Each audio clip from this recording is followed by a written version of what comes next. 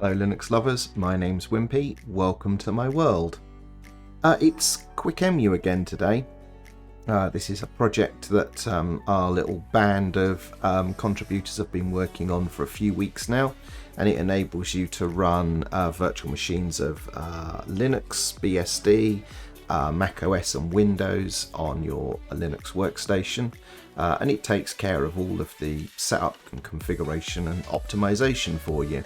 But there's a rather weird bug that's cropped up. I'll explain what that is in a little bit more detail. But if you are watching this on YouTube, this video was originally recorded live on twitch.tv/Wimpy's World on December the 6th. So if you'd like to join in interactively, head over to twitch.tv/Wimpy's World and give us a follow there. Right, okay, I can see that something's not working. I just need to hit the login button here, do that thing. Right then, so the issue that we're facing is really peculiar. Hey, good morning, King Egypt. What we've started to see is new installs of Windows 10 or Windows 11 using Quickemu are now SAP branded, and you can only create or sign in using an SAP online account. We are a bit flummoxed about this. Good morning, Linux Paul, how you doing? And we do have a sort of somewhat sledgehammer solution to this issue that we have used in the past, but then we're able to remove. So we have, over the weekend, several of us have tried every workaround we can think of. I've tried a couple of new ones and I'll go over what those are in just a moment. All to no avail. So we're going to roll out our sledgehammer solution once again. But also, as a result of this bug being reintroduced, I can see that didn't work. Hang on a moment. Let's just do this. Hello, Paul. We can see that some of the other mitigations that we thought were resolving this issue in the past were not mitigations. It was probably coincidence. So I'm going to roll back some of those changes because one of them is actually a slight performance impact. So I'm going to explain the problem, show you the problem, and try and fix it. It's a good question, King Egypt. Has everyone got tea or, you know, fruit juice or, you know, a cup of coffee for those of you that do coffee? Right. Let me show you what how the problem manifests itself. The problem looks like this. Here we go. I was just doing a fresh install of Windows 11 and I eventually get to this point here, and you can see this the user sign-in process, you know, associating this install with an account is now SAP branded, and you can only use SAP accounts, and Windows 10 does the same thing. So we saw something like this recently. It was the same kind of thing for your work and school, but it wasn't branded in this way. It would only allow you to use a Microsoft Online account, which some people complained about because they just wanted to create local accounts, which was fair enough. So this is where we are, and I will now kill this VM, and I will show some of what we've attempted to do to fix this problem. In fact, it's probably easier if I go into Gitkraken. So this is Gitkraken for the Quickemu project, and these were some of the new things that I've tried, which was this section of the unattended setup, which turns off automatic activation, because another curious side effect of using Quickemu, which we've never been able to figure out, is new installs of Windows appear to be fully activated even though we're not providing any activation keys in the setup process. So I thought, well, we'll try disabling that. That doesn't help. Morning, Luke, how you doing? We've also, this I'm probably going to keep. This is this customer experience program, which I think is linked to all of those questions about do you want to send all this information regarding keystrokes and all the rest of it. So I'm going to leave this bit enabled, or rather I'm going to disable this bit. This is nothing to do with trying to fix this problem. It was just something I learned whilst researching things. This is just some formatting changes. So I also tried here, there's this key to do dynamic update, which I think is the bit that says, the Windows setup is running, there is an internet connection, let's download the latest version of the setup. So I've tried disabling that. That doesn't help either. Hiding EULA pages and even trying to hide the online account screens in the out-of-box experience stuff doesn't change anything either. And then Danny, who I don't think is around at the moment, also tried a bunch of stuff as well to do with the para-virtualization settings, which was where we'd tinkered with stuff in the past. So none of that has made any changes. Morning, Navy Cat, how you doing? Now the other thing is that there are newer versions of the Windows 10 and 11 ISOs available now, so we don't need to index into the list of available images because these new ones work. Hello Dust, how are you? Good to see you again. So we're going to change this to use the latest versions of the Windows 10 and 11 ISO images. And then I just put some debugging into this piece here. It's a simple thing just to echo out some variables. Yeah, doing all right. I've got. I'll talk about something I'm working on in Atom at the moment. After I get through this explanation. So this is just outputting some variables to help me when the API we're using to acquire the Windows ISOs changes. I keep on having to sort of check what the values of these things in. So I thought I'd just put a permanent debug in, and then I can just toggle this 1 and 0 to dump that data when stuff changes. But what we're also going to change is something in. This is all Quick-Get, the thing that downloads the ISO images and creates the automated install stuff. But in Quickemu, which actually runs the VM, a change that we made recently was to not use the VirtIO subsystem for the disks in Windows, because when that was changed to emulate SATA controllers, this online account thing went away. But that clearly wasn't an actual solution, or anyway. So I'm going to roll that back so we use all of the accelerated or the hardware assisted I/O. So Linux Paul says, I feel like we should have something Christmassy for channel points. Yes, I have actually got something I need to roll out. I don't even know if I've set it up yet, but I have been working on something.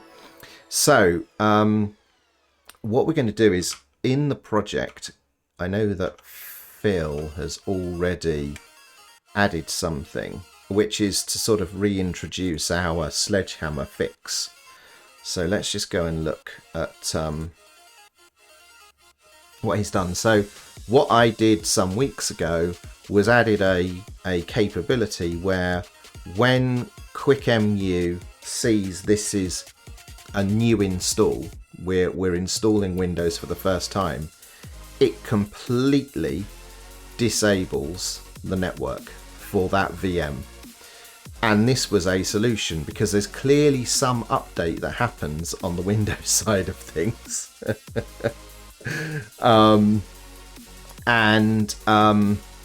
When we disable the network, whatever that update is doesn't happen, can't happen, and we don't get this. And because there's no network, it can't do any online stuff, so it only gives you the local account option. So Phil, I thought I was going to have to do extra work, but he's actually done an excellent reintroduction of this, including the documentation piece here. So what we'll do is I will go and merge in the changes of mine that I've got locally that are worth keeping. Then we'll pull in this change and run a test and see if this actually resolves the problem, even though I'm not super happy with this because it's kind of a jank solution. but it's the best that we can do, and we're in the dark as to why this is even happening. And also other people using Quickemu in other ways are reporting that this is also happening as well. So I don't think it's specific to Quickemu, it is happening elsewhere. And this is the best solution that we can come up with. So we're going to reenact this workaround. So I'm just going to work through, let's go to Gitcrack and let's just work through what we're going to keep. So this, we know doesn't actually do anything. I'm going to set this to false and keep it actually, because this is an interesting little capability that we may want to tinker with in the future. So I'm not going to throw it away. I'm just going to say don't skip the auto activation. Then we are going to disable the customer experience stuff, which is all of this additional logging. I don't know if this is going to manifest in not displaying a bunch of those screens about what data do you want to send to Microsoft. It would be nice if it does. So I'll leave this disabling that capability for the moment. So this is just a formatting change. That's fine. The dynamic update thing, I'm going to discard this because this clearly made no difference. I don't want to commit things that didn't make a change. And also this here didn't change anything. I'm just going to discard both of those. So then we've got our little debug piece. So we'll add all of that debug in now because this was a separate activity. In fact, this is what we'll do first of all. We'll take those two changes. And that is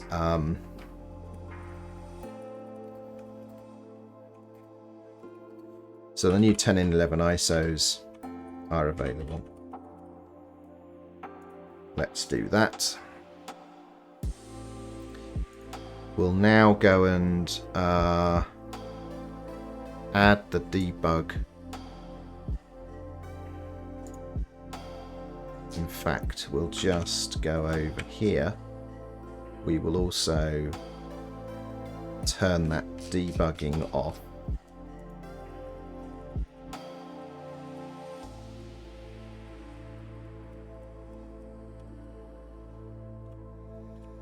Was that the Windows piece? No.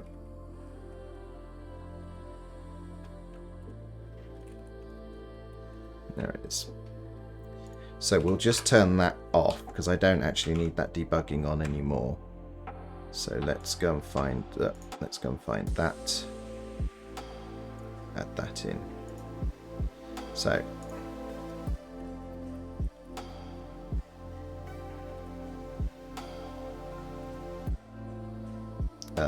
Windows, that is, isn't it? So NavyCat says MM, not sure what MM means. MM or local accountability. What is it you're asking there, NavyCat, exactly? Yeah. So we'll keep that. This is just a formatting fix. So we'll grab these. Oh yeah, okay. You're thinking out loud. Okay. Yeah, so what I hope will happen is by making this, reintroducing this workaround, there will only be the ability to do local account configuration. That will be the only capability. So this is just format.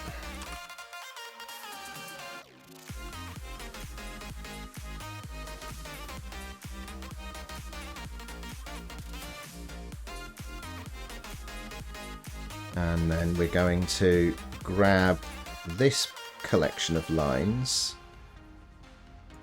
There, there, and all of these. Why did it grab this line up here? Let's just do both then. Let's just say disable it's CEIP. And I think if I Google that,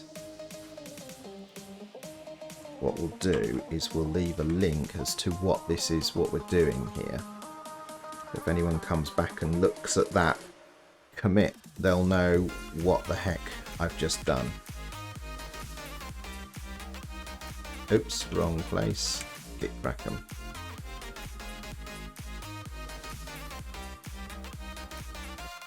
Why did that not take the whole URL?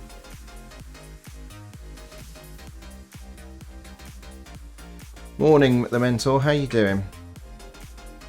Been a while since I've seen you around. Oh, that's got the whole thing. Right then. Right then. So that's those changes. I'm gonna push all of that up. And now we'll go and bring in Phil's reintroduction of our previous workaround here. So we know that that's correct.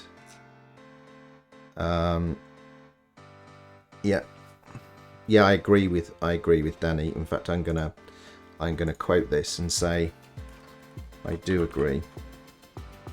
This is a hammer of a workaround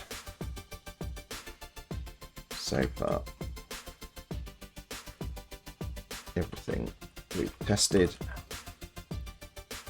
doesn't correct the situation, and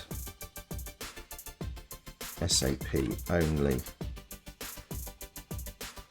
SAP online accounts only is a far worse experience. So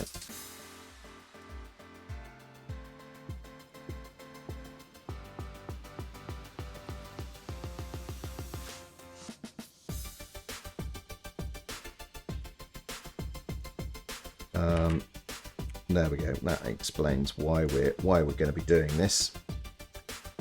What's the issue exactly? Let me just merge this, and I'll briefly re-explain.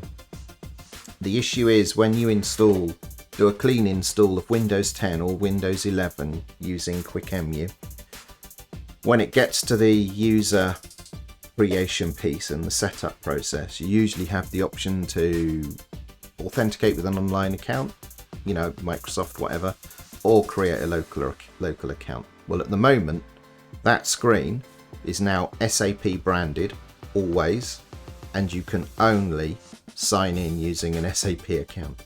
That's the bug. We think Microsoft have done a boo-boo, but we can't be certain of that. So, yeah, there we go.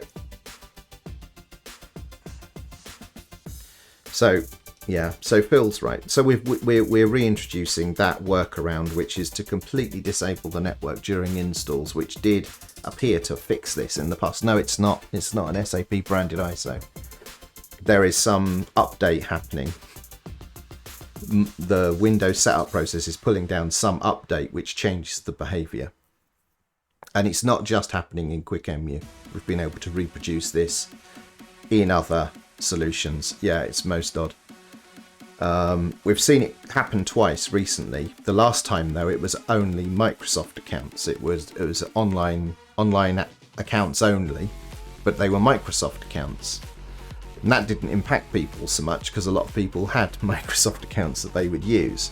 But this is, you know, something else.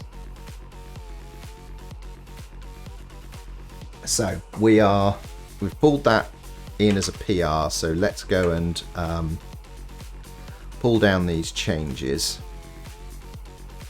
So I've now got a local, there we go. So I'm now going to go over here to where I've got my terminal. And I did download Windows 10 and 11 earlier. So what we're going to do is use Quickemu VM Windows 10. We're going to do delete disk, which is the feature I added on Friday or whenever we last did one of these streams. So we're going to do that, which will delete the disk and delete the EFI variables. and we're going to do the same for our Windows 11. And we will then use quick get again, which won't download anything new because all of the assets are downloaded. We're going to do this for Windows 10 as well. But what it will do is rebuild the unattended ISO image, the thing that we use to automate some of the Windows install. So those changes that we've made will now be packed into that unattended experience. And now what we'll do is run Quickemu Windows 10 only, and it should have the network disabled. Oh, that old chestnut again. Did I catch it? Sorry, I have to do this. This happens off screen. It's just I'm just pulling it down now. So we'll just do Windows 10 very quickly. We'll just whiz through this. If it works here, there's a good chance it works on Windows 11 as well. So, so are you going to disable the networking only for Windows? Yes, that's exactly right. This workaround that we'd previously used was only on a new install, only on Windows, completely disable the network, so that it can't get out of this sandbox and it can't pull down whatever this update might be that is, exposing this behavior. The downside of that is that you can only do local account creation, but that's not such a hardship because you can then associate with an online account after you've done the install. Subsequent boots, the network is enabled again and you can sign in to your online account. So let's see how this goes. So I think Dust is still here. So Dust, what I'm working on at the moment is I have now decided to disable ad schedules on Twitch because they suck, because it keeps playing the damn things out. But what I have kept on is the ability to run an ad and disable pre-rolls. So what I'm working on at the moment is I will start having a 90-second countdown screen at the start of my streams, and that's all going to be ATOM controlled. It'll be animated, and during those 90 seconds ATOM will trigger a 90-second ad run, and then after that 90 seconds and the ad has completed, then it will automatically transition to my stuff and off I go and do my thing. So it will disable pre-rolls for 30 minutes then for new people joining the stream, and I think that's the best compromise.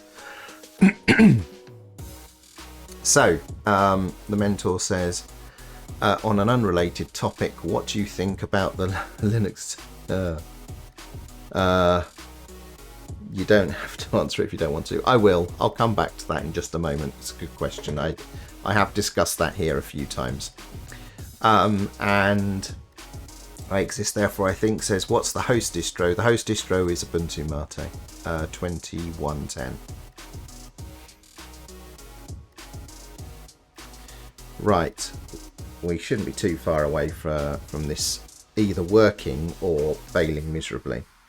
And there's another fix that I need to apply, which is to do with disabling hibernate for Windows, which we're doing as part of the setup process now, because we've now found that is a fix for these intermittent starts of Windows that we were having.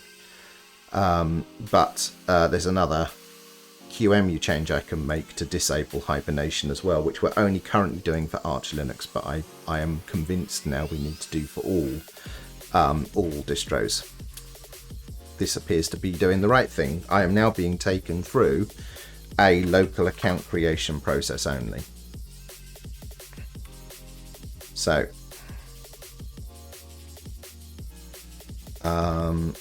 let's just go through all of this. My password was test, by the way.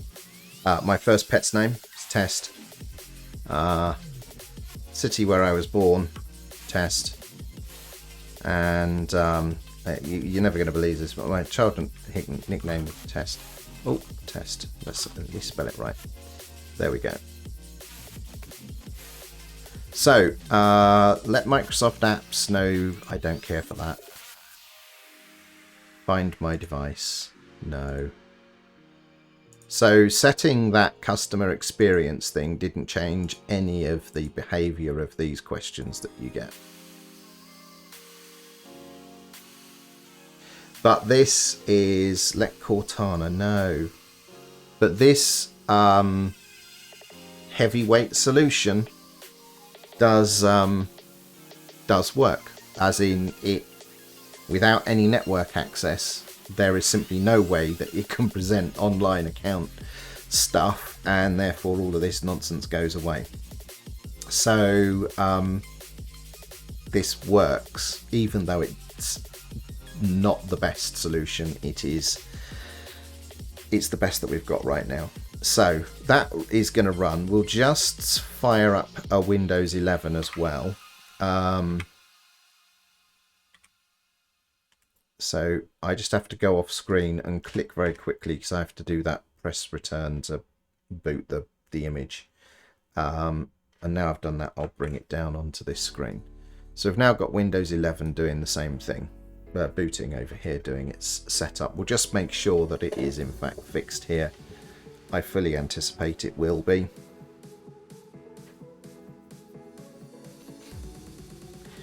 These problems are weird though. You know, this is where I feel a bit like a fish out of water, because here I am fiddling around with the internals of Windows, and I really don't give a fig about Windows. But we've just had an article published about the project on Tom's Hardware, so consequently there's going to be and it was specifically about installing macOS on Windows 11, so I thought, well, we better get this blooming fixed, because there's going to be an army of people marching over here to give it a try, and at the moment it's busted for new installs, so let's fix that. So whilst that's running through, let's bring up Windows 10. There we go, and our Windows 10 is installed now. So just maybe later, stop pestering me. So I'm just going to shut this. I'll probably set the display to, oh no, it's fine, isn't it? For the purposes of streaming, this is big enough. So let's just power off this VM. Shutdown, there it is. So that should have, because what we do is we create that unattended ISO and we jam in there all the drivers for all of the virtualization stuff, and then automatically install all those drivers, and also now disable hibernation all automatically. That can happen in an offline way because we're effectively shoving a virtual CD into that Windows 10.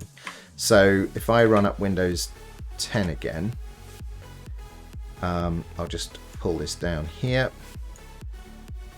So now this should boot and it should have network available, or it should at least, you know, detect that the network is available and it's a thing that it can use. So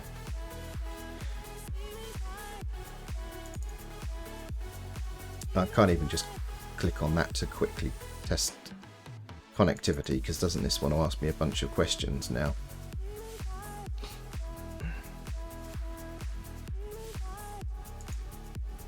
No, without signing in. Yes, let's go.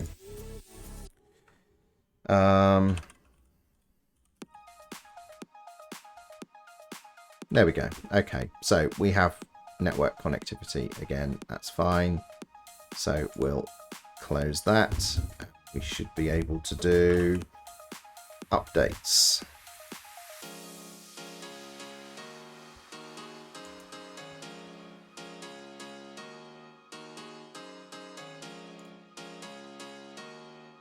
Gosh, that's a slow process, isn't it? Right then, so let's see how Windows 11 is doing over here. Getting devices ready. Oh, okay. This is the thing that I've seen. This is why I think we need to disable hibernation at a VM level as well. Yes, the mentor, it was your idea, and that's worked out very well. We've got quite a lot of stuff packed in there now. So this is due to the multiple restarts that happens during the setup process. Fast boot gets enabled, and every other boot fast boot causes the hibernation capability and fast boot have an argument, and we end up with a deadlocked boot. We can just come down here and run it again, and it will pick up where it left off from. But I think if we make sure that we always disable S3 in the VM, that problem will go away. So we're going to do that as well in just a moment. Like I say, at the moment that is just disabled. S3 is just disabled on Arch because it was most prevalent there, but we see it during the installs now, so I think we'll do that. So here we go, we'll go through this Windows 11. We should have a nicer looking but similar setup process where it will eventually drop us into a local user account. Oh no, it won't. So we do need to fix that, because now this is effectively the second boot and the network is therefore enabled. So this is probably going to run into the issue where it's going to be SAP branded and I can only use an SAP account. So let's just see if that happens. I fully expect that this is going to exhibit the problem that we're trying to fix, which also illustrates that we do need to disable S3, otherwise this bigger workaround is for nothing.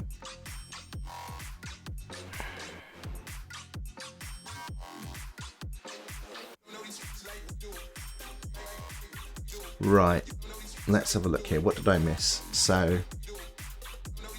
Dust says, I've just had a whole weekend of screaming AWS. Apparently you can't add a second target group to an ECS service after, and there's the problem, after you create it when you, oh wow, yeah, it's been, yeah, I'm sure it has. So Linux Paul, I feel like a lot of the issues he had, okay, well we'll come back to that. That's the LTT stuff. You don't switch from Android to iOS, expect them to be the same. They actually are. I switched from, I've been an Android user the whole time Android's been available. I switched to iOS 2 months ago. Could not have been simpler. So yeah, it's fine. So let's have a look down here. Dust says, is there another condition where a user kills the VM by accident, boots it up and takes it out of one of those yeah, I mean, it could be done if you're in the first, you know, the install process and you kill the VM. It knows at that point, the way that the heuristic works is there a disk image? Does that disk image have data in it? Therefore, I'll assume, you know, it's not a first install. It's a very simple heuristic, but that's the best that we can do. So as soon as it says, aha, I am a VM, there is a disk image, it has data in it, it says, right, this is not the first boot, therefore I will enable the networking. So if you kill the VM before the install has completed, or before you've got past that local user account creation, then it will arrive you at this spot just here where, I mean, it's just bizarre. It's just a really bizarre thing. So I'll kill that VM. Do I use a pair of stereo microphones? Yes, but no. I have a matched pair of microphones, but I only use one microphone in each location. So it's the same microphone, but one here and one at the home office. So a single microphone in each location. But the microphones are stereo, but I downmix them to mono. The individual microphones are stereo, but I downmix them to mono. In fact, these microphones are excellent for miking up drums, as it happens.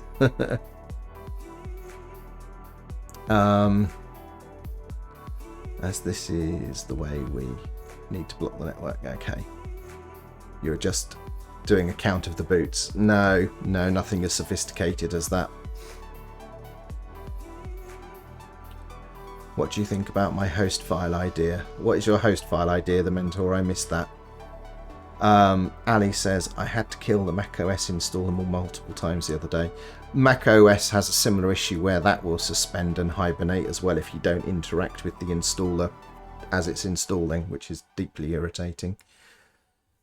I have a few recordings from a few years ago with the octavas as overheads on drums, and they're absolutely wonderful. There we go. Thanks, Yeti, for that validation. Yeah, they are. I mean, they are ostensibly used for miking up instruments, but they're excellent quality. I'm using the hypercardioid capsules in these, and that's really because you can probably see part of the room around me is glass, and I can't treat this space. So it's that hypercardioid pattern is really to sort of reject as much noise and therefore sound reflections as possible. And I think it works amazingly well. So the mentor says we can block access to something. Why is that being censored? Via the unattended install inside the OS via Windows host file.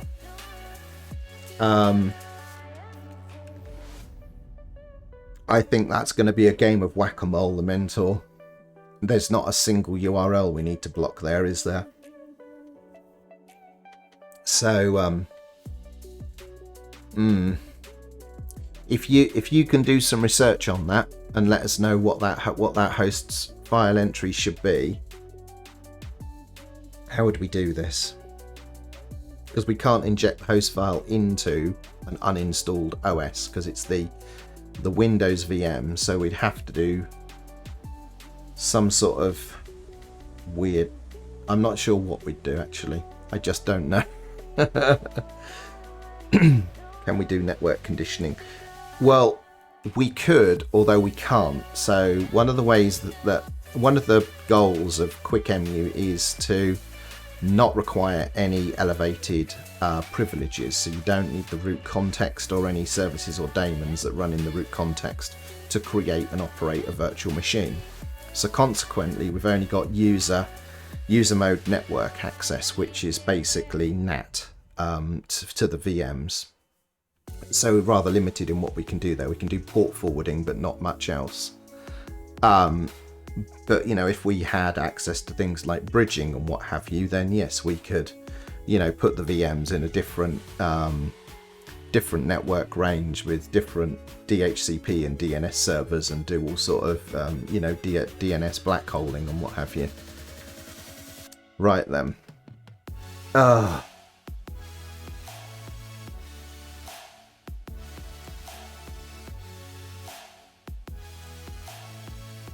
How do I do this here?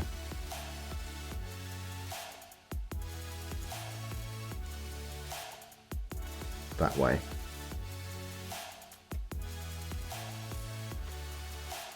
Right, they're blocked. Right, I also need to get on the sorting out the mods. Yeah, I need to get... We've got to the point now where this is happening most streams. I need help with moderating that sort of stuff. Right then, so what have we learned? We think we've got the right solution, but we also need to make some other changes. So let's just try and fix this S3 in the VM itself. So that's going to be in here. And if I just search for S3, here we go. So currently, when we're creating a Windows VM, we do this secure, but if secure boot is on, then disable S3. But actually, we just always want to do this because that secure boot being on option is not something that is always available. So actually, I'll tell you what, let's leave it where it is. And let's just extend so we can keep that as a thing that we do. So disable to ensure Windows can boot with secure boot enabled. Yep. And we will always do this regardless. So that is one of the changes that I need, and I think what we'll do is go and delete that Windows 11 and retry Windows 11. So we'll delete that disk. Go again. Oh, I need to quickly click in there, hit return. There we go, and I'll drag that down. So this should now mean that these installs don't hang through the subsequent boots that happen during the install process.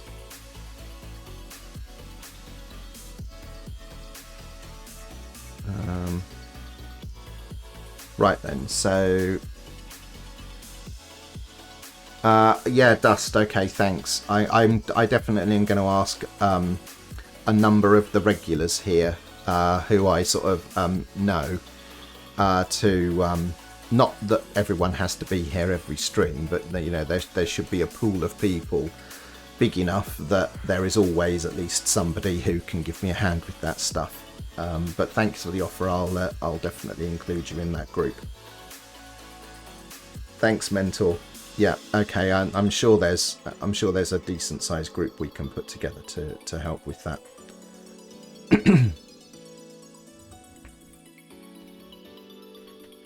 Right then. Oh, Dust. Yeah, I'm definitely up for suggestions on that. Currently, I'm using everything that Twitch offers, and I can't remember if I've turned the Stream Elements stuff on or not. I can't recall if I use the Stream Elements bot here, but I can't remember if I'm using that. But if you've got any other suggestions on what I should be using and how it should be set up, please do pass that along. If I'm a mod.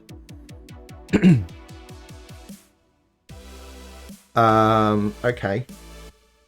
Will I still be allowed to log in with my alt accounts and push ways to buy followers? No, Luke. No, you won't. The strange thing is that whole buying followers thing is actually the worst thing you can do for channel growth.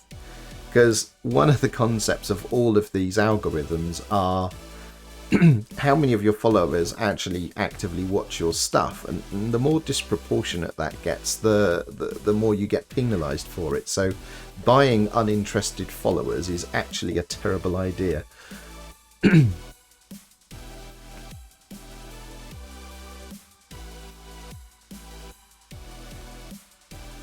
We probably need to put some kind of warning in. Thank you for the follow, IDEZ.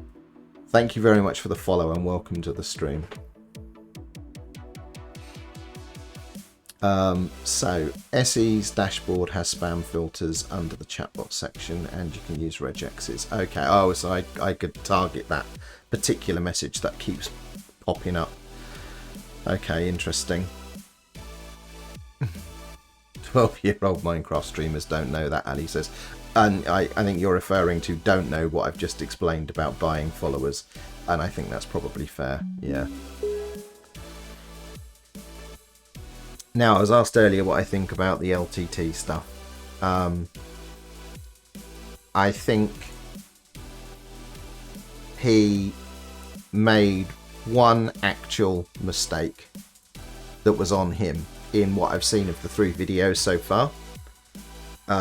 Okay, so this looks like this is a local account only, and that was when he was using Pop OS and he got to that situation where he was asked did he really want to proceed with this apt action that said it was going to remove a ton of packages, and he had to type in the string, yes, I know what I'm doing. And he typed this in confidently after running that distro for 10 minutes. That was the only mistake he made. He should not have done that. That's on him. Everything else that they've said is completely fair. And I think I said weeks and weeks ago, I certainly said it on Linux Unplugged podcast, and I've said it here, which is this was an opportunity to get some absolutely golden user testing feedback data from people who are active, competent computer users who are dipping their toes into the Linux waters. And I think all that they've suggested has been fair and reasonable criticism or critique, and it's on us, people like me who make Linux distributions, to actually take on some of that criticism and see what we can do to be better, to be more competitive. That said, I completely reject the argument that we have to somehow magically make the power of the terminal go away. That is one of the most desirable features of Linux, and I think trying to factor out using the terminal to satisfy absolute beginners is an awful idea, and that we would do much better to keep all the power of the terminal and everything that gives us, but improve, you know, the user interface and the way that, you know, various things work, in order to satisfy those people that only want to operate in that way. But I think the terminal is Linux's USP, and it would be a tragedy to try and dumb that down and hide it away or make it unavailable in some fashion. So in very short words, that's my feeling.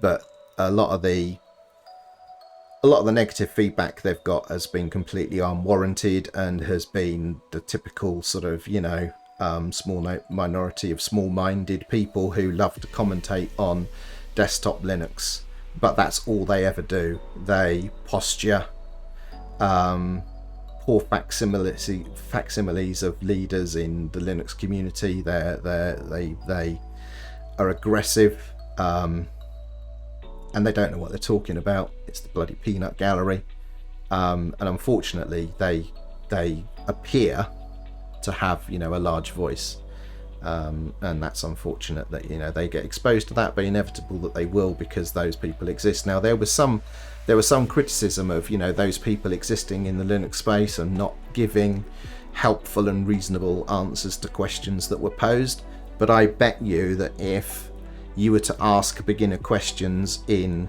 the Windows world, you would come across the same type of people giving unhelpful responses and just telling you to go and read the manual and what have you. Right then, so let's have a look. What feedback have we got? So anyway, we've got a working Windows 11 here. We'll just shut this one down now, and then we'll power it back up. We should have network. So let's have a look. Is this the big uninstall thing? Yeah, it was. Yeah, it was the big uninstall. Now, there have been changes in apt made. You know, I used to work with the guys that have made this change, but they resisted making the change because they were like, look, we deliberately made this. You have to type in this very long string of characters, because each time you type a word, you should be thinking to yourself, do I really know what I am doing? You know, you're typing this long, very specific string out. That has been changed. It doesn't actually stop this problem manifesting, it just puts more guardrails around it. So Linus, you know, talks about that as like, oh, it's been fixed. That thing that happened to me has been fixed. It hasn't been fixed, it's just been changed slightly. In the last video, complains about a lot of stuff he did wrong and wouldn't even work on Windows. Yeah, I mean, yeah, they also talk about stuff that, you know, didn't work well. Or doesn't work well on Windows. And Dust says, oh, by the way, I gave a contact at Elgato a nudge about Linux support, waiting to hear back. Is this official? They're like asking about official Elgato app support on Linux, Dust? If so, that's very interesting. And if that's what you're doing, I might be able to pull some strings in order to sweeten that a little bit and get them some assistance. And King Egypt says, wait, are you Test from test. Yes, I am test from test. You knew my dog. It's highly likely. And Mental says that a big problem that he had was related to hardware vendors not working. Well, actually, he dismissed that. He said at no point was hardware compatibility any of the big issues that he ran into. And certainly none of the videos sort of touch on that.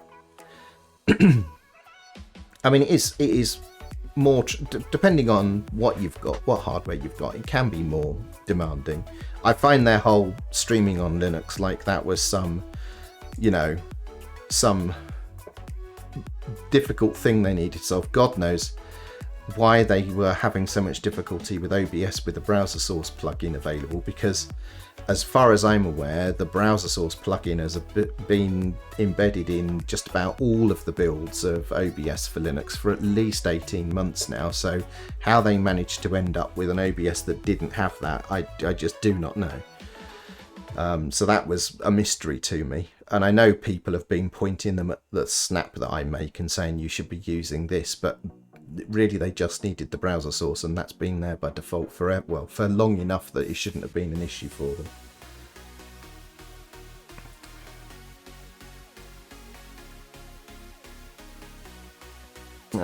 Right, where are we doing? Yeah, I mean, Linux can be great for regular users. I moved my family, my extended family, over to Linux in 2006. And they've been using it ever since. But all they do is browse the web, buy stuff online, do their email. They are, do Office documents, maintain spreadsheets of their, things that they maintain spreadsheets about, write documents and letters and things, print them. It's fine for all of that stuff. It's when you get into more interesting use cases, it's, well, is this well supported or not? I know Apple fanboy think that macOS hits the sweet spot between ease of use and the ability for power users. Yeah, I'm interested to see how things evolve in the Apple ecosystem as a result of their silicon over the next couple of years. They did want NVENC or whatever it's called. Yeah, okay.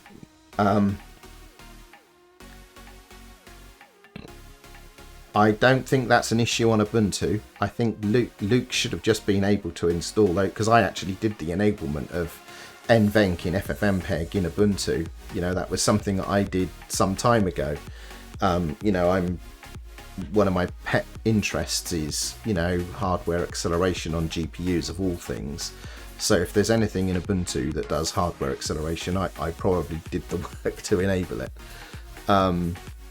So I know that's been there for some time as well. So I don't know why any of this, because Mint ostensibly uses the Ubuntu repo, so unless they've overlaid their own version of OBS in their own package repositories, it doesn't have that stuff turned on. I don't know why any of this would have been difficult for them. And then of course there's the snap, and you just get all of that stuff baked in. Right, I think that's a lot of talk about the LTT challenge. I think we've got this. I think is probably working fine, because I didn't get stalled partway through that reinstall there.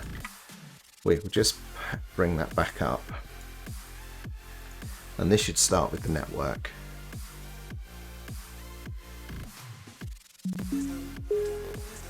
There we go. Okay. Oh, let's actually get in the window. Why am I? Oh, that's interesting.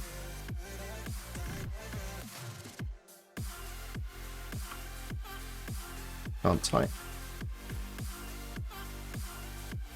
Oh, there it is. It's caught up. It knows I'm here now. Okay, good.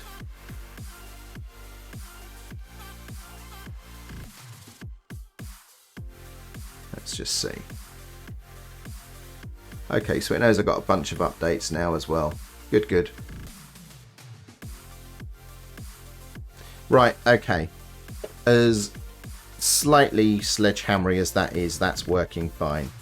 So I think what we can do is there anything else I need to do to improve things? I think that's all we need right now. So let's go and get that line checked in.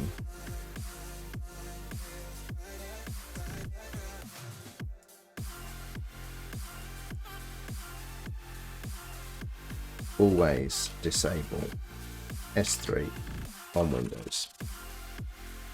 This should prevent fresh installs from failing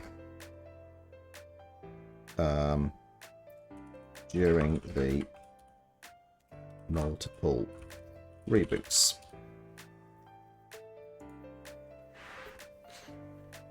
So we'll push all of that up. We'll bump the version and we'll push out a new release.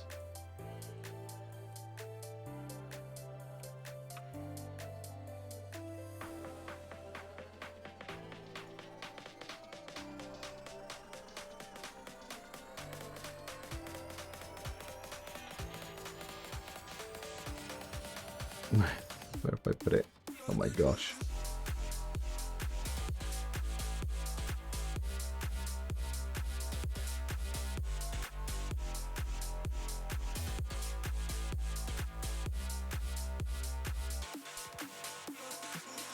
Why can't I find this string? Am I looking in the wrong file?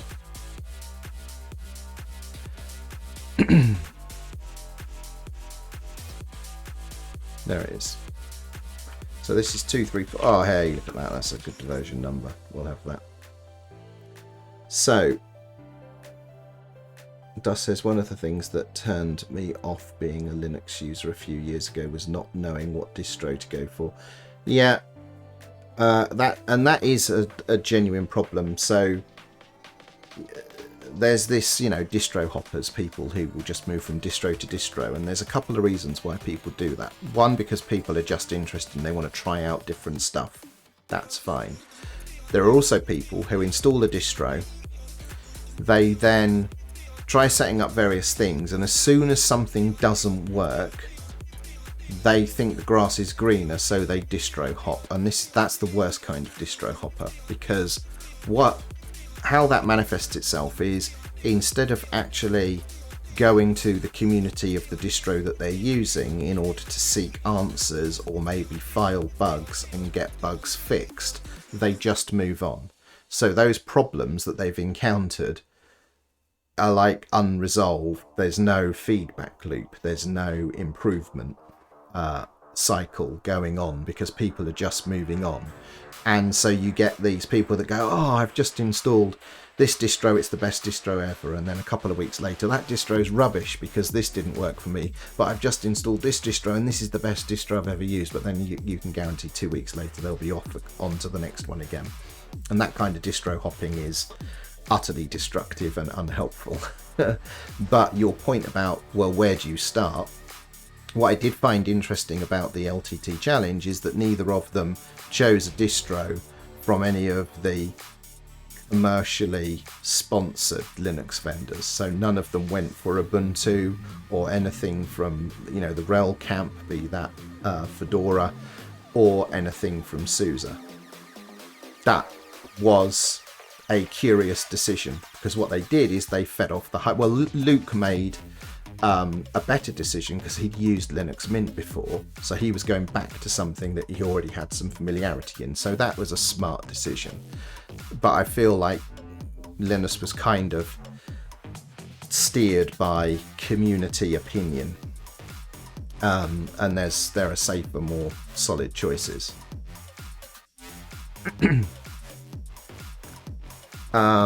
The mentor says, are there any plans to add ARM support to Quickemu? Yes. When I say ARM support, specifically being able to run Raspberry Pi images, yes, going to add that at some point.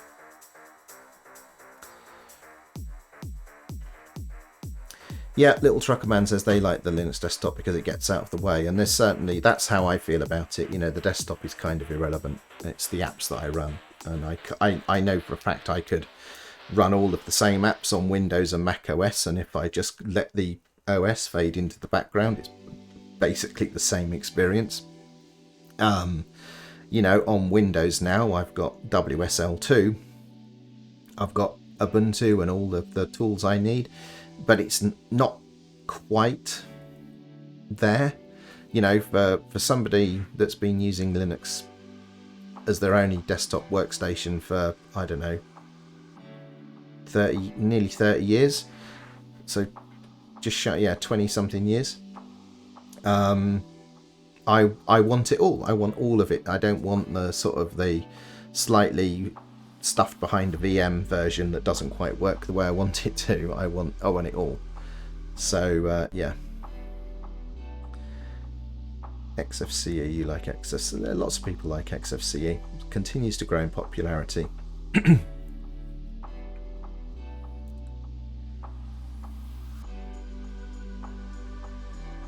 Yeah. Okay, there's some interesting stuff there. Right, so there's a new version. Let's get that saved. Let's get this pushed up. And I think what we'll also do is we'll move all of the packaging into the project as well. So, let's bump that version.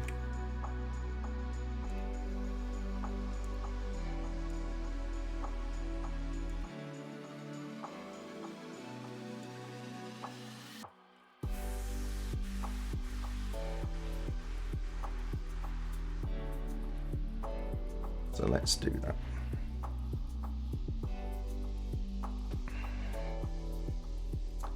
Let's push that up and then we'll do a release.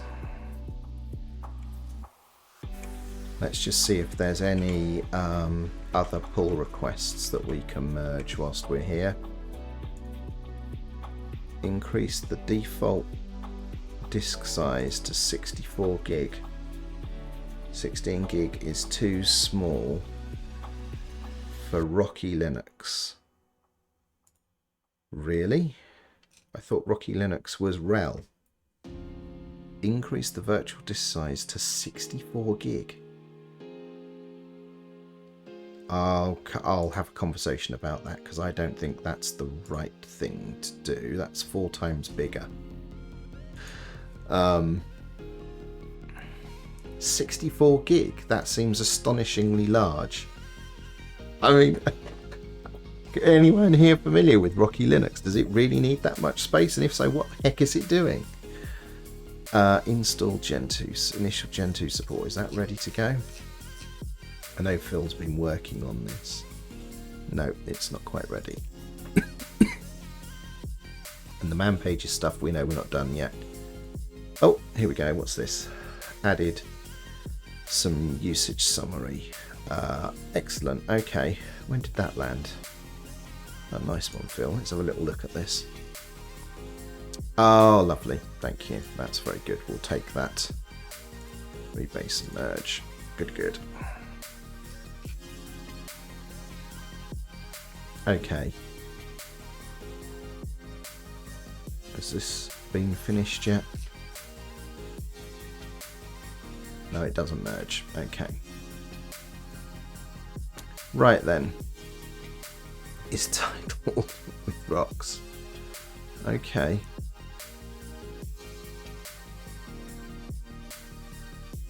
The ISO is 9 gig. Okay. So 9 gig. Yeah, but it doesn't. Does it install? Because that'll be compressed. That'll be in a Squash FS. So you could say that's. But it can't install all of that, surely.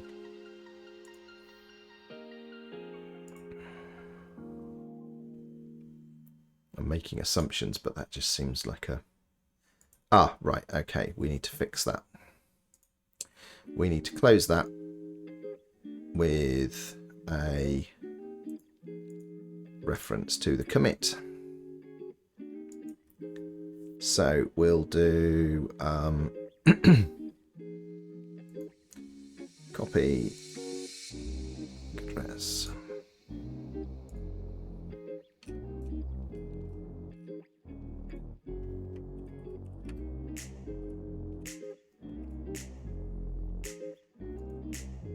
There we go.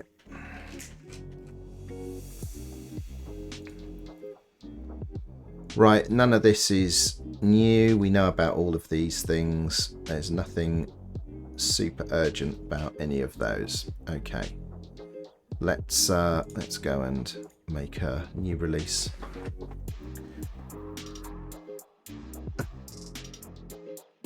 I can try and install it, but be my guest, I'll be fascinated to know. Apparently Rocky is the Linux. Well, I thought that was Alma. I thought Alma was the new CentOS, which is also in Quickemu.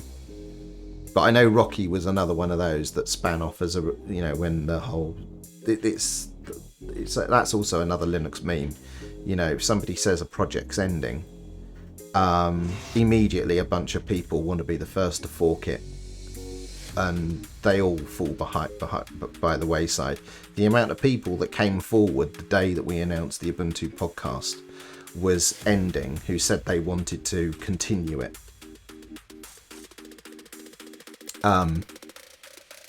Yeah.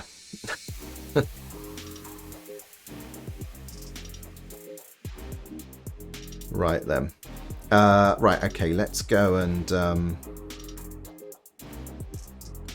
make a release. I've forgotten where to push. Where do I push the button? Down here. Here we go. So let's draft a new one.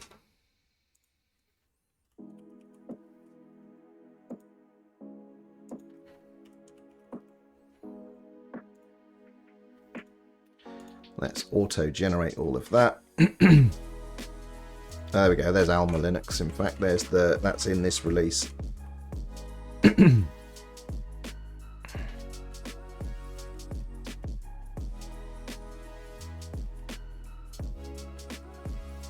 Okay, so I think what we'll do is we will just put an extra note in here. We will... let's open in a new thing. Let's go and find Phil's commit, because I wrote some words that Phil reintroduced. And we will say this.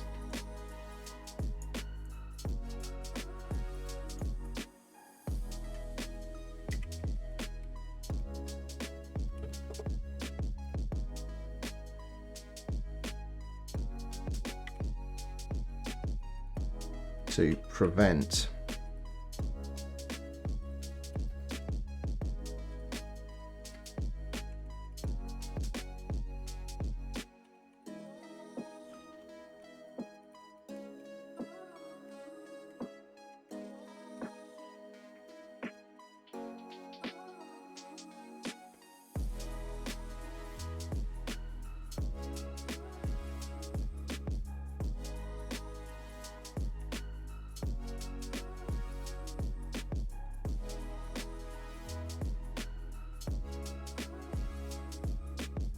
There we go.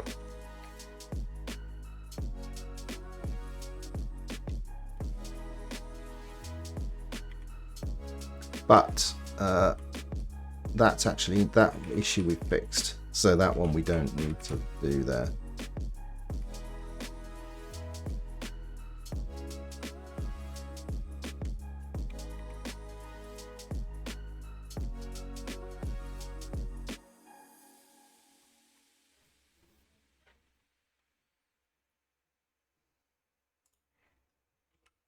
I've got too many.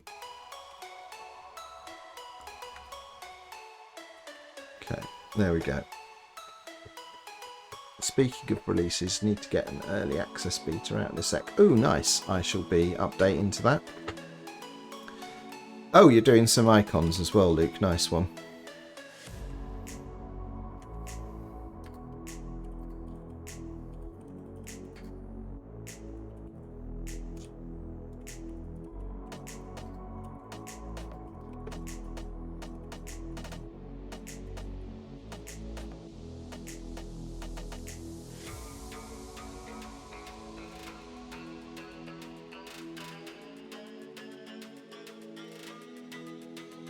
There we go.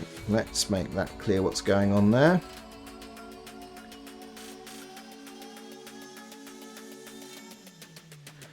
Right, there we go. we've got our release out. So now we'll go and get this packaged up and pushed into the PPA. So, oh, and Luke says, I'd forgotten about the website, just been busy work. Well, that's fine. You know, I know that you're the best person to ask for assistance on that particular topic. Like I say, you don't need to do any content. Just give us the scaffolding of, you know, how it should work. I'll probably register a domain.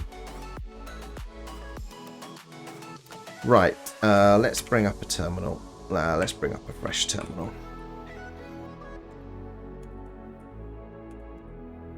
I really need to get this integrated into the project as well, because that may encourage other packagers to put their packaging in the project, which would be good.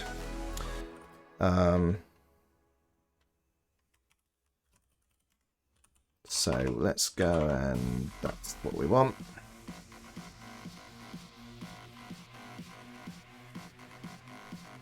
Two, three, four.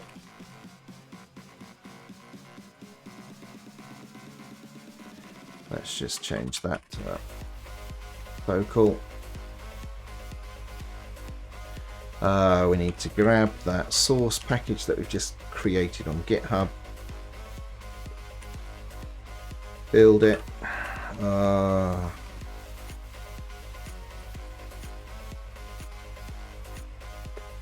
Okay. Typo in the release notes. Okay. Hey, Defipt, you may be able to go in and edit that. Just let me know if you're able to edit those release notes and fix that, and if not, I'll try and figure out what we need to do with the team setup to make that a thing. But you may be able to get in there and change that yourself if you've spotted a typo.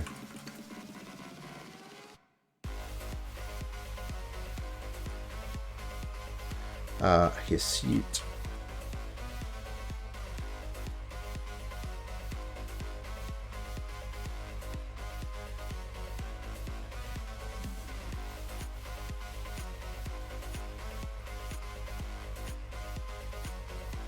Impish.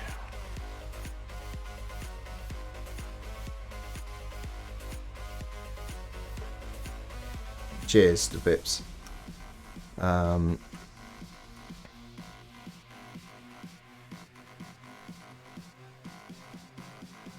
Yeah, when I added everyone who'd like established themselves as a core contributor, when I created the org, I added all of you as members, and so you should have fairly decent permissions to the project and all of the repositories, hopefully. Right, let's go backwards.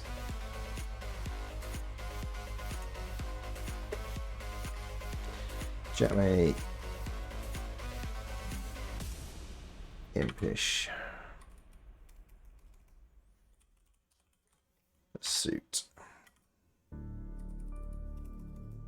Oh, you can't edit. Okay. Vocal. So I will go and make the correction. So what's the typo that you observed?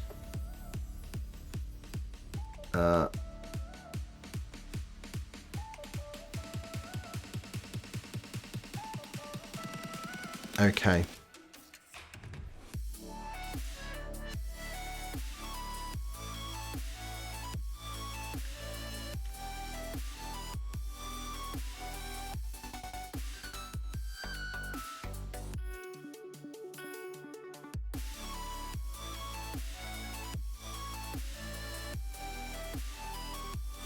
Oh, I see. There.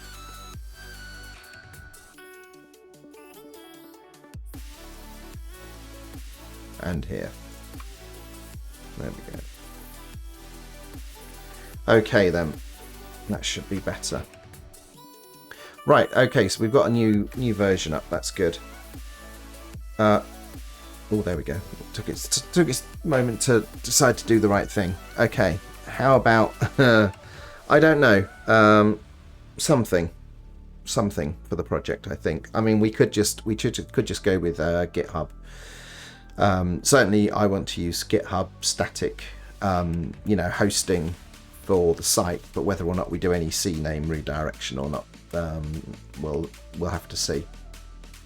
But yeah, better landing page than that massive README. Probably need to break out the README into a wiki. You know, there's a lot of information in there. Probably just keep the headline information. The site so far is basic HTML, so it can go anywhere. Okay. What's this? I can't edit, if that means anything. Okay, well I'll look at setting up some teams and what have you. I'll probably, a couple of you I need to make admins as well. So like Luke, Yannick and Mark, who are basically moving their projects over. I think they need to be admins because I don't want to take away ownership of their stuff. So I'll do that. But I won't do it now because I don't want to poke around in the GitHub settings on a stream. What's that hashtag on your shirt? It's System AU. Who remembers System AU? Anyone here know what System AU was?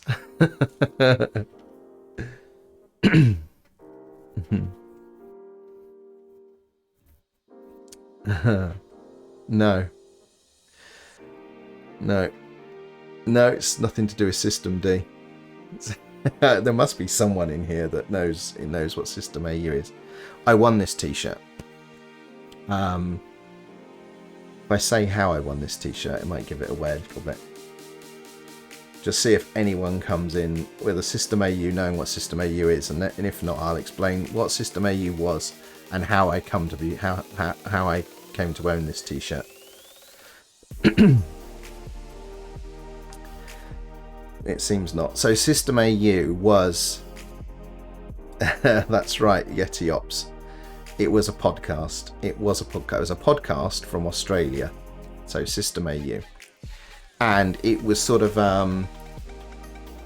two Linux enthusiasts. It shuttered some years ago, at least 3 years ago maybe. But it was one of my favourite podcasts, and I think I and a few of the other sort of Linux podcasters, you know, cameoed over there a few times, and we certainly had them as co-presenters on Ubuntu podcast on a few occasions as well. So it was an Australian sort of tech and Linux podcast, and it was very funny. And they did a thing where they made cassette tapes, actual cassette tapes, of like a special edition of the podcast. And I can't remember if we just got sent them or if I think they had a Patreon. That was it. They had a Patreon. And patrons got sent this special cassette tape of a podcast, which I thought was bloody hilarious. And on it, there was a competition. And there was some data encoded on the cassette tape using Kansas City standard, which a massive oversimplification is basically like the way that data on Spectrums and Commodore 64 was encoded onto tape in order to load programs from tape into the computer. So it's that, you know, squeaky, squelchy sounding stuff. And the competition was whoever could decode the Kansas City standard data and send them the message that was encoded in that thing. And I think I had this cassette sat around for at least 6 months, and I was just sorting out some stuff in the office at home, and I found my wife's old portable Walkman, and I just thought to myself, well, hang on a minute, I can plug this into the audio interface on the computer and I can probably play and record, you know, this packet of data, and then there must be software out there to decode it. And sure enough there was. So I went through the process and did that, and then sent them a message, and consequently got a t-shirt as the only person that actually undertook the challenge. So there we go, that was System AU. Ho ho ho. Hey Sandorn, welcome to the stream.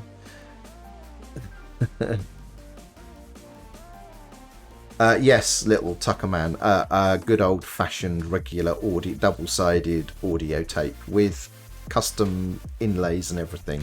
I've still got it somewhere at home. It was a really novel idea. I think that's where we kind of got the idea on the Ubuntu podcast, when we made that EP, actual vinyl record that we gave away at Foss Talk Live a few years ago. So yeah, we made an EP of Popey Sings, if anyone remembers those. Crazy when his voice was digitized for that smart speaker, the original Mycroft. And we used that.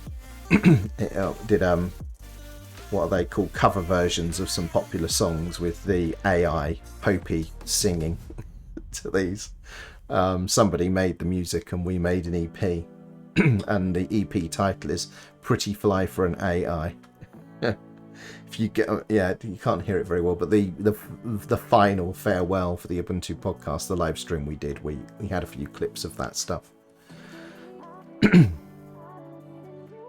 Right, okay, well, I think we're done with Quickemu. I'm kind of glad that we've got some kind of what software do I use to record my voice? You don't mean now, do you? Because on the live stream I'm just using OBS. Do you mean when we're recording a podcast?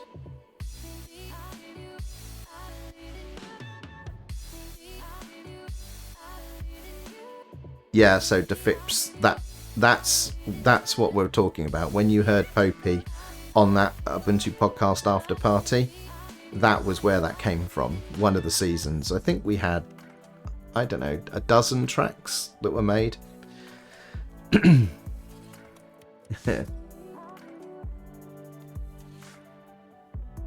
Yeah, making mixtapes, eh? That was...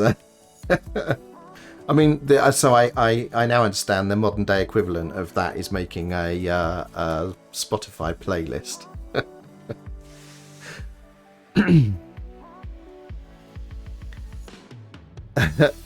No, it doesn't, does it? But I believe that's like, that's what people do now, is they make playlists.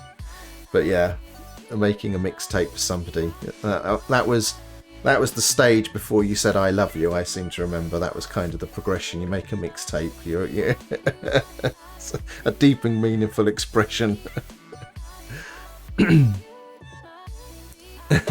Yeah, burning CDs, gosh, yeah. I remember ripping all of our CDs. That was a miserable blooming task. And now, of course, utterly redundant because of Spotify.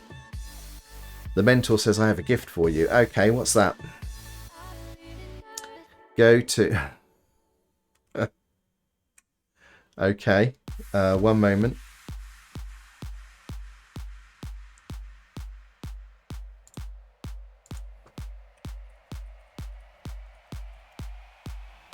So, thank you very much. That's pretty fantastic.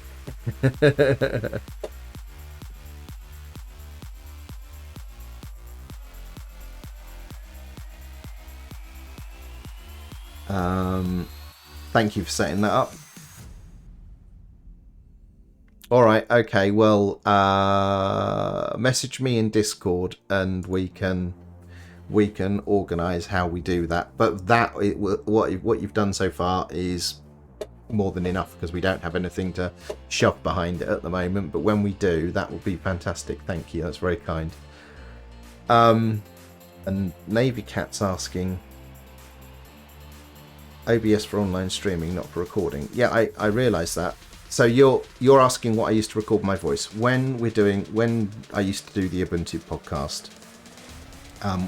We recorded locally using a bit of software called Audio Recorder, and it's as simple as it sounds.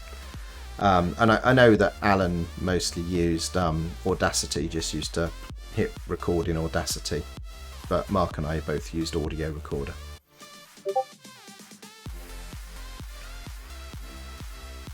Okay, nice one, the mentor, thank you. I'm seeing people in Discord spotting there's a release. Hang on a moment, let's just see what this is about.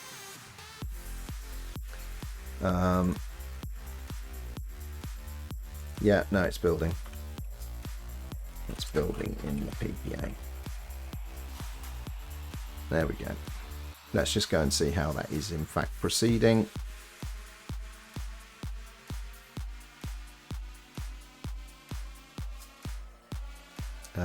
Let's go and have a look at Quickemu. There it is.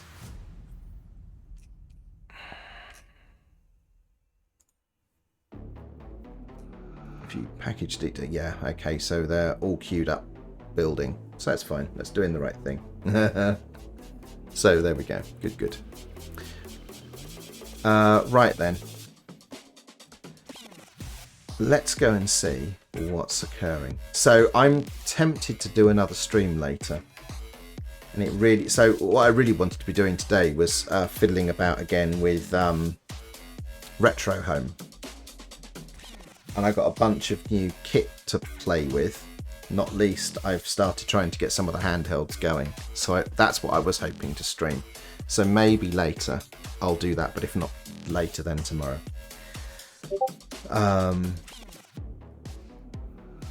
Right, okay. I see messages from the mentor, thank you. So let's head over to here. And drop in here. Let's see what's doing. Oh, this was a fun stream. We were in there the other day. He was cool.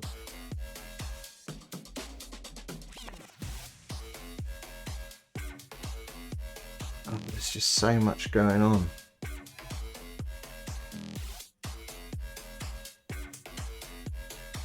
A lot of advent of code, I see. People doing that at different times of day. Okay. I tell you what, let's head back over here because I thought this was real good stuff the other day. We'll drop in there and Chinese. Mute that. There we go. Right then, so we'll start a raid. We're going to be going to Pirate Software is the name of the... Whoa, doesn't like that. Why doesn't it like that? Thank you for the follow, A1 Loey. Thank you very much for the follow. I appreciate that. Why didn't it like that?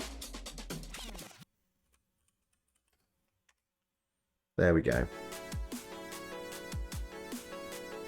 Right, there we go. Good, good. That's queuing up. So we'll head over here. This is a guy that runs an independent game dev studio, and he's super fascinating. So we'll head over there. I hope to see you here maybe later today, maybe the evening my time. If not, tomorrow morning. Definitely going to be doing some more stuff with Retro Home. I think I'll do some setup and prep to make sure that's working, but I've got some ATOM stuff I need to do. I want to try and automate a few more bits as well. So I'm going to be working on sorting out OBS and getting these devices over here set up so we can have some fun and games with those later on. But for now, we'll head over to Pirate Software. Thank you all very much for coming. I'll see you soon. Bye for now.